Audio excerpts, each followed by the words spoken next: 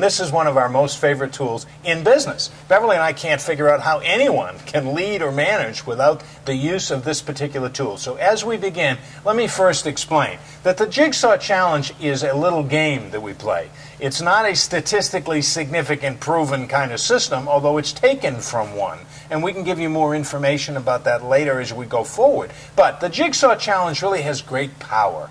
Now, here's how we're going to analyze the results. Let's start with the first column, the drivers. If your highest score was in the first column, the one with the red jigsaw piece, if it was the highest column, then what that says is that you're a driver. And what drivers are aggressive, competitive, results-oriented, focused. You know, they're all about getting it done. They're all about winning. And what that really answers the question is, behaviorally speaking, how do you handle problems and challenges? So if you're aggressive, competitive, and results-oriented, that means you're a driver. Now, there's good news and bad news to all of these. You know, if you're a driver, you get great results, okay? If you're a driver, you can also be a little impatient. You can be a little direct with people, sometimes in a way that puts people off or makes people feel a little intimidated. So you might want to watch that. In every behavioral style, there's strengths and there's weakness to that behavioral style, so we need to watch it. But if you have someone on your team who's a driver, you really need to let them go. You need to let them run. It's kind of like a thoroughbred. You don't want to be holding them back. You need to let them run. So what you do is you have to set their direction. Here's what I need you to do. How can I help you get there?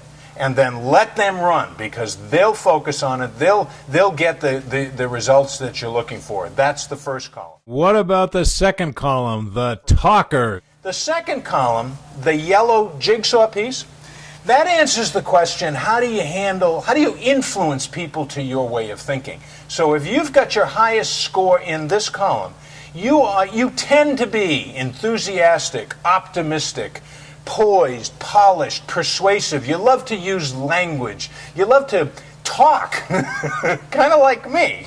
You like to talk your way through things. You like to experience. You know, it's been said that in sales circles, the best way to sell a yellow here, which is what we call a talker, the best way to sell a talker is to take them to lunch, because they love the experience. They love the conversation. Some people will sit while we're doing keynote speeches or workshops, and they'll sit there because they're such a strong talker. They'll sit there and they'll kind of judge what we're doing. They'll say, I can do better than that. Well, that may be true. That's fine. But what we need to recognize about this is that where you come from, behaviorally speaking, is rather than being the driver, you are the talker, the persuader. So the driver may come up with the idea, but the talker is going to promote the idea, is going to enthuse people in the idea. And the optimism is great motivators, and they're terrific at presentation and persuasion.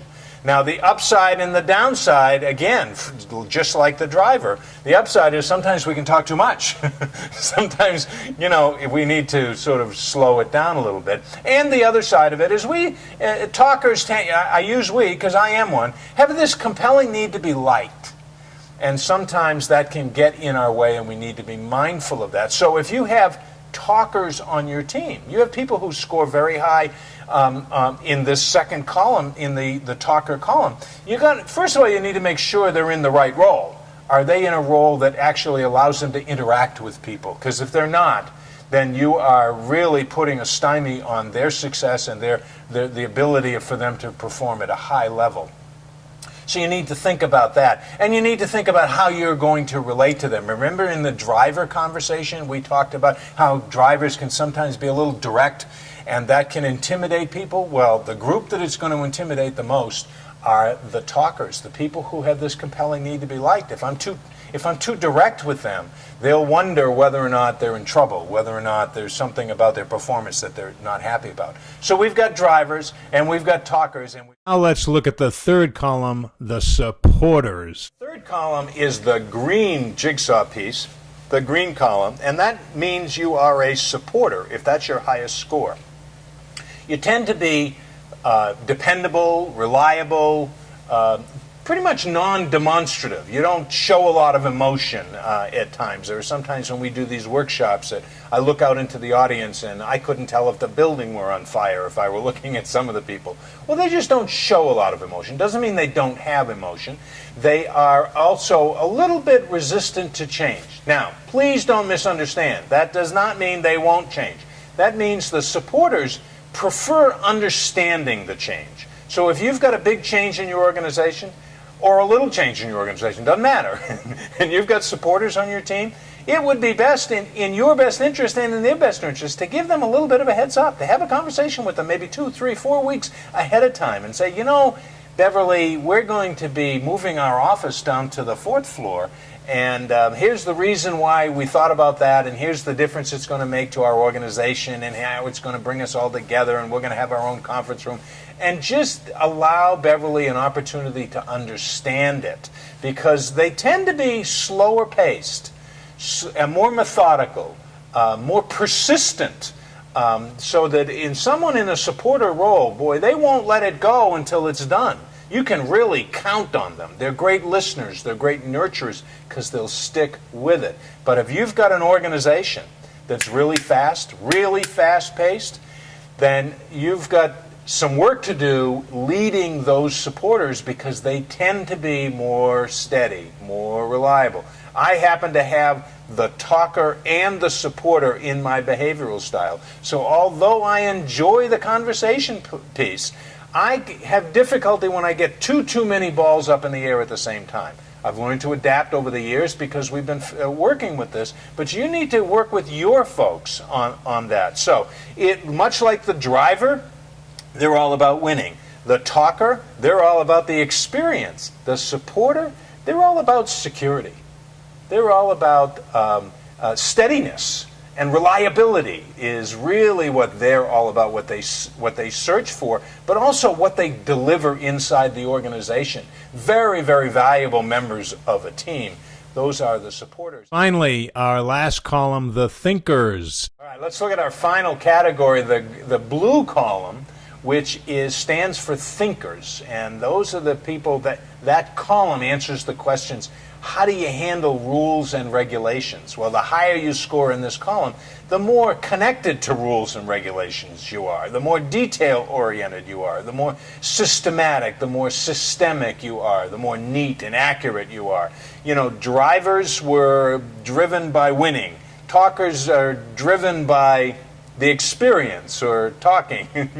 Supporters are driven by security, and thinkers are driven by accuracy, driven by being right. Not being right like I'm right, you're wrong, but being right like quality standards, high quality standards. They're not about breaking rules. Oftentimes we'll see people in finance, in technology. You know, everything has a column in finance. You know, there's debits and credits. Everything has a column, and there's no wavering around that, and they stick to that. It's about being right inside. They're a little bit more risk averse. So when you've got people who are talkers, thinkers on your team, they're very analytical. And they'll make decisions based on numbers, based on the facts, based on the detail. Now, not everybody does that. And one of the things you want to coach them to do is when they're making presentations, for example, to drivers. Drivers don't make decisions based on pounds and pounds of data. They make decisions based on bottom line. Give me the bottom line. And so the thinkers in your organization need to adapt to that and need to think about how are they going to present their case so that it becomes effective. Now, there's no right or wrong. There's no right or wrong. If we look at the world out there, 18% of the population are drivers, 28% are talkers, 40% are supporters, and 14% are thinkers. Now, that's generally speaking across the population.